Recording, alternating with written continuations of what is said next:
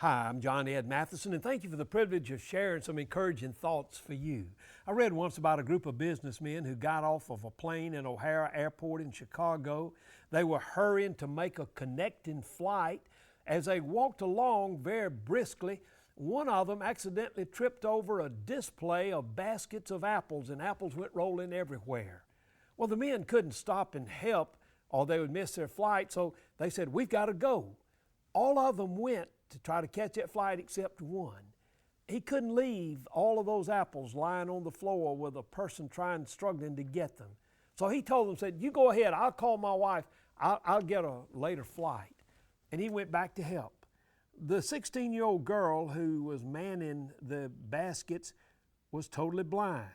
She was softly crying and tears were running down her cheeks because all of a sudden the spilled produce in the crowd all meant much about her livelihood. Well, this man knelt on the floor with her, gathered up the apples, put them in the baskets, and helped set up the display once more. As he did this, he noticed that many of them had become battered and bruised. So when he finished, he pulled out his wallet and said to the girl, "Here, please, take this $40 for the damage we did. Are you okay?" And she nodded through her tears.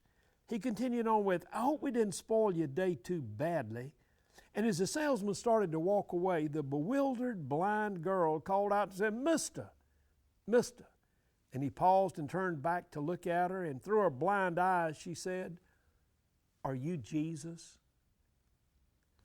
What do you and I do that might make somebody think, "Are you Jesus?" The best in life is when we imitate Him. Do that. Finish.